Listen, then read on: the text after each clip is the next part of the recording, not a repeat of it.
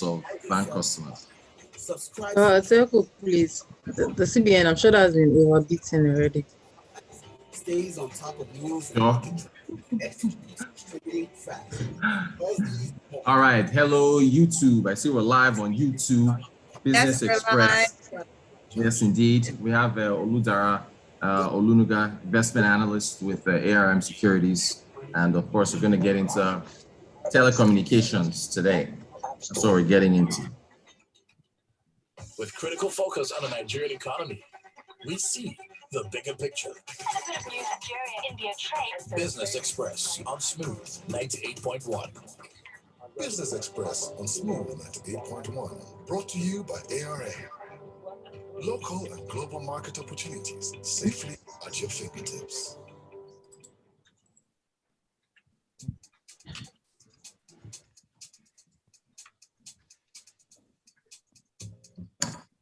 Smooth 98.1, love music, love life. You're very welcome to today's edition of Business Express 981. And Rotus is with me. Morning, Rotus. How are you today? I'm fine, thank you, Ayo. Good morning to you. Good morning to all our viewers. And good morning to our special guest from ARM. Excellent. Our special guest from ARM is Oluwadara Olunuga, who is an investment analyst at ARM Securities Ltd. Morning, Oluwadara. Thank you very much for joining us today. Good morning, Ayo. Thank you so much for having me. Excellent. Now, this morning, we're going to be focusing on Nigeria's telecommunications sector with ARM Securities. If you'd like to be a part of the conversation, you can go onto YouTube. We're live on youtube.com/smooth981FM Lagos. You can also send us your messages, thoughts, reactions on WhatsApp. WhatsApp number is 0809 444 0981. Thank you so much. All right, so to kick off the conversation on telecommunications, I guess we can look at MTN Nigeria's half-year numbers, revenue increase, its earnings before interest and tax increase, number of figures here. Let me just start with revenue. I guess 790 billion naira, 24% increase compared to 2020. Dara, what do you make of the drivers behind the performance of MTN Nigeria for the half-year results? So the performance was really impressive. I mean, a 24% jump in revenue line in a pandemic year, where most companies are grappling with flattish performance across board. It's really impressive, and then it's just due to the new normal. Yes. So what you notice is a lot of companies are moving remote. Remote work is becoming the norm. The normal thing that we've seen in the economy. People are beginning to work from home. I mean, there's been an increase in people that work for even countries that are abroad. And if you go through the numbers properly, you see that the major driver came from data. Data revenue spiked like 48% to about 228 billion from 154 billion naira. And that's due to the new norm, like I mentioned, also increased communication. So there's been a lot of, even though there's no official lockdown currently, but people are conscious of the fact that they need to stay safe, especially with the new Delta variants. And also we've seen increased communication across, a lot of meetings that would have involved people moving to hotels, people being lodged in hotels and venues and conference halls have become virtual. So you can do this, like we're doing this via Zoom, right? The normal day I'll be in the studio, you'll be in the studio. So that's one of the major drivers of the jump that we saw in revenue. Voice revenue also increased by 13.1% to 487 billion, but I think that's a more mature segment of the revenue. Data is coming up, and then we're seeing other segments as well, also boosting top line for the companies. Great stuff. I want to ask you about government policy and its impact on the private sector. There's a quote here from the MTN Nigeria CEO, Carl Toriola. Quote, although the initial run rate of additions, I think is referring to subscribers, has been slower than usual due to new process requirements, we anticipate growth to normalize in the short term as more of our acquisition centers are certified for SIM registration. MTN lost 7.6 million subscribers in the half-year period. I want to ask you your thoughts on because the CEO kind of covered his comments in executive speak, talking about run rates and new process requirements. What's your take on, especially looking at the NIN exercise? as a case study in the impact of government policy on the private sector? Okay, you would agree with me that government regulation and unorthodox policies have been one major risk for investors in Nigeria. I mean, the rate at which we get letters from authorities, take for instance the NCC, the NBC, even the CBN, it's been quite alarming and it's been unprecedented and unexpected. So that is one major risk. I mean, you take for instance the Lagos State ban on ride-hailing cars at some point. So government policy is one top of the risk that would ask any investor to consider before investing in Nigeria, right? So what MTN experienced was due to the NIN ban registration that was effected last year and was just recently raised in April when the NIMC registration was going on. I mean, even in a pandemic year, the NCC directed, the Minister for Information directed that they should put a hold on all registrations, retrievals. We saw expatriates coming into Nigeria last year and they could not access, they could not communicate, they couldn't get new SIM cards, they couldn't, browse and all those things because they are not registered, they didn't have NIMC. These are people that are not residents or citizens of the country. So that's possibly reduced revenue to a certain extent, reduced the subscriber base to a certain extent. I mean, for a company that's seen subscriber base increase significantly over the years to now record a decline of 7.6 million people, it's quite significant. I mean, you would agree with me that there's been a lot of cases of theft where people lose their phones, in traffic and all those things, and they can't retrieve the lines. So it's not like it's not growing. It declined because there was no retrieval, there was no new SIM card, and this may have also affected performance during the period. Save for data subscribers that increased over the period, like 3 million new data subscribers, which has boosted performance. So just like I mentioned, government policy in different sectors of the economy has been one major elephant in the room for investors, and it will continue to make to cause investors to shy away from Nigeria. Yes, you notice when Twitter decides to avoid Nigeria to go for a smaller economy in Ghana, we'll continue to see cases like that, given these unprecedented and unexpected policies that we keep seeing from the government. Thank you so much for that. Thank you, Oluwadara. We have a question on WhatsApp from Michael Noble. He's asking, what's your opinion? I mean, this is something that you might decide to respond to now, maybe later, but just put it out there. What's your opinion on the CBN dollar supply policy somersaults on BDC, leaving people at the mercy of banks? I guess it's still a topic of conversation, even though it's been talked about again and again. So hopefully we can touch on this today. Okay. Dara, shall we touch on it now or keep going with telcos? We could just touch it briefly, then get back to our telcos. All right. Because we are going to have to address it anyway. Yes, we will. So for me, I think it gives a deja vu feeling, sort of, with the regulations from the CBN. I mean, the ban on BDCs.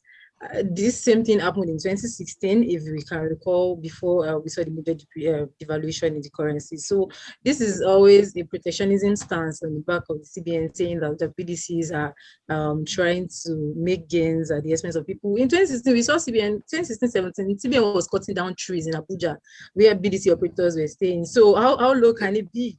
How low can we go? So it's not surprising that we're doing this, and this might be a precedent to another devaluation that we might see in the Naira. That is not something that I can say for sure, but I won't be surprised if I see a devaluation in the Naira, and given this protectionism stance I'm seeing from the CBN. So my take is we should just be on the sidelines for now. We've seen dollar depreciated rather to about 575, and then is retreating to 512 Naira to the dollar again. So I'll just advise that investors stay on the sidelines to watch out what was going to happen.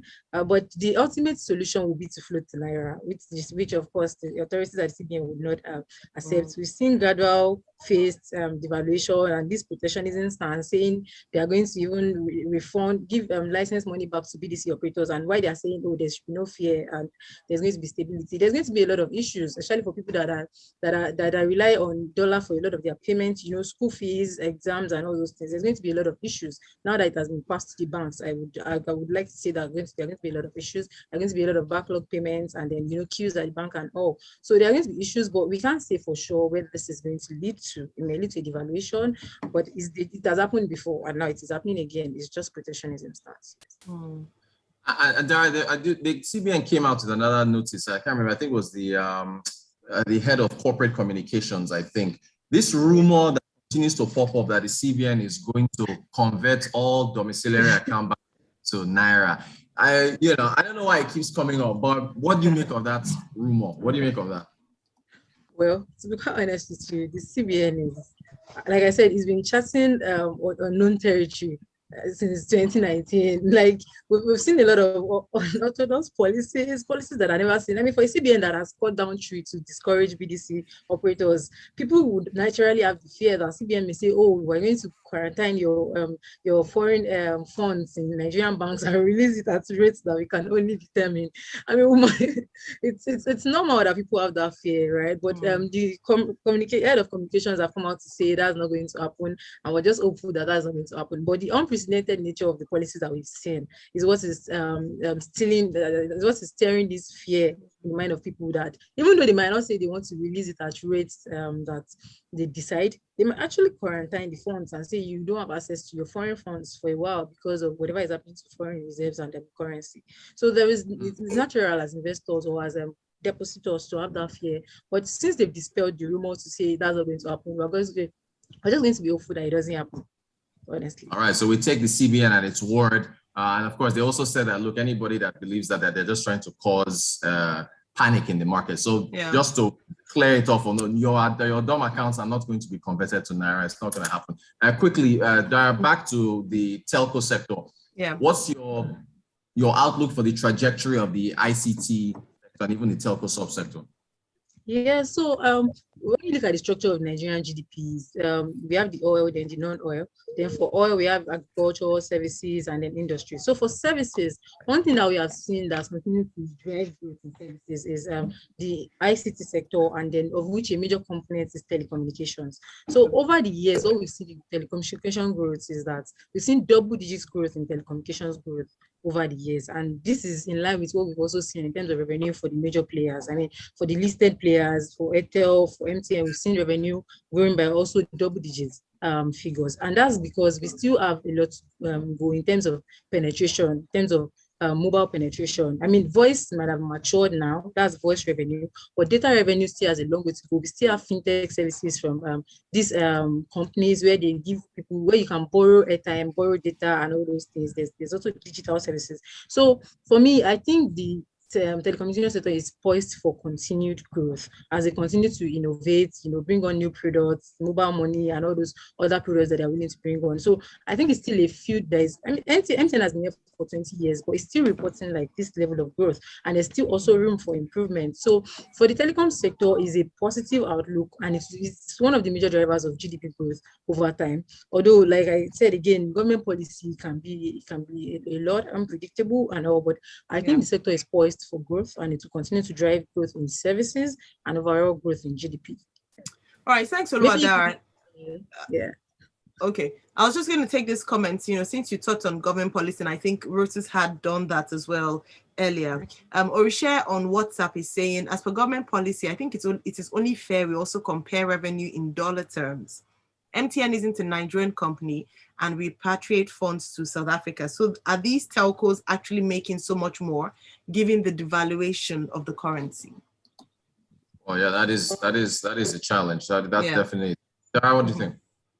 Yes, it is. So what happens in devaluation is depending on which side of the divide you're on, right? So the currency has been devalued. Yes, they're making more in Naira terms, and they're being repatriating same to their own country, right? Yes, that's just normal. The currency has been devalued. I mean, exports become cheaper, imports become more expensive. That's how the economics work. So yes, they are getting more, but they're also paying taxes in Nigeria.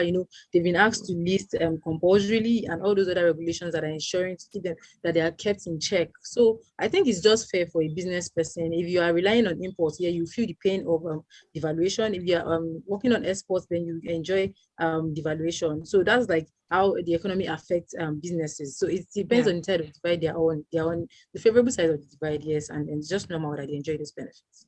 A final comment from Yinka here, because we're out of time. Thank you so much, Oluwadara. He says, honestly, I see no issues with this CBN stand on the dollar and BDCs. In fact, I think they need to be bold enough to stop FX for medical and education, because without doing what will keep doing that, we keep having the doctors' strikes and ASU strikes. Why? They won't fix those sectors as long as there's an option in the West. Imagine the president going for medicals in the UK, even his kids schooled in the UK, and you expect them to fix the sector? What do you think? I mean, he's saying that we should just totally stop making FX available for medical and education tourism. So while I understand Yinka's stance, and that's the similar stance that people have concerning border closure and all those other protectionism economic stance, I don't think it is a solution, because what are the alternatives that we have?